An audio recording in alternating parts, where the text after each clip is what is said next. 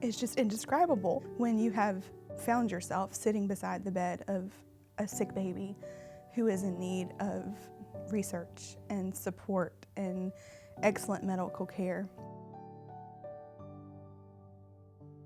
Joy and I met through a mutual friend. And it was almost exactly a year from the time that we started dating to the time that Jeremy proposed.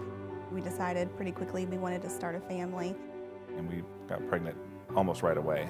And so I was thrilled to find out. So from the point that we heard the baby's heartbeat, everything went smoothly.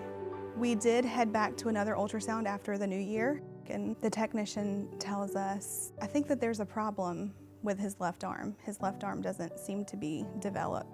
We're just gonna need to let this play itself out and find out basically in the delivery room. We named him Ethan, and right away it was confirmed that his left arm was underdeveloped. I remember sitting in the newborn nursery as they were cleaning him up, but clueless as to what else was on its way and what else was going on. When he didn't come back from his newborn screening, we started to ask questions. The person who came to our room did not have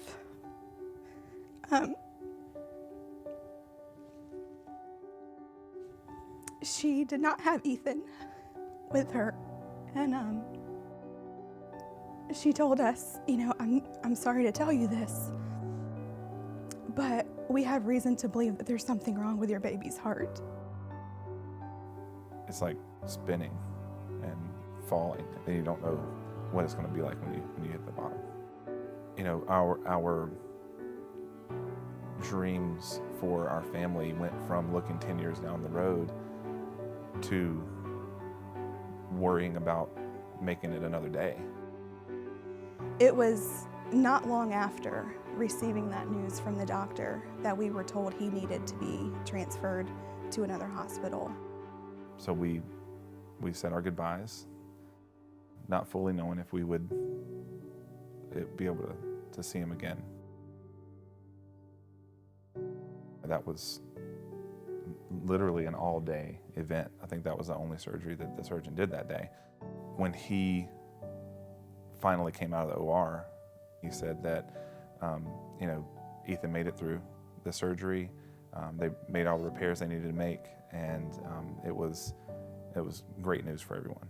He said later that it was like sewing together wet tissue with invisible thread.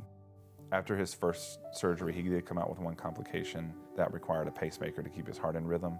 We tell him that he's kind of like Iron Man because he has, you know, this device that keeps him alive and gives him power. About 6 weeks later, Ethan went into cardiac arrest. He had a rough go of it, but his heart recovered thanks to their intervention.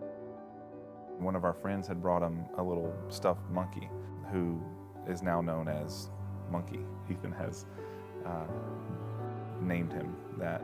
When the news hit and we found ourselves in a waiting room, the little monkey was there on the table waiting for him to come out. And we were really glad to be able to kind of reunite them. We absolutely know that without the support of the American Heart Association, Ethan may not be here. It came down to a very observant nurse and a sticky light called pulse oximetry screening, which was what ultimately signaled the doctors that there was something wrong with his heart.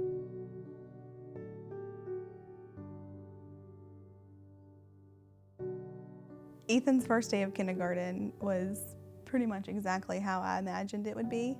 To see him walk through the doors of his school and to see him just run off with his friends and not even really look back to wave goodbye to me, it was incredible to witness that and the vibrancy of his life. If we could gather everyone who has supported the American Heart Association to make Ethan's life possible, I don't know if we can say thank you enough times. But thank you is where I would start. Just thank you on behalf of all of the babies that are born with these perfectly imperfect hearts.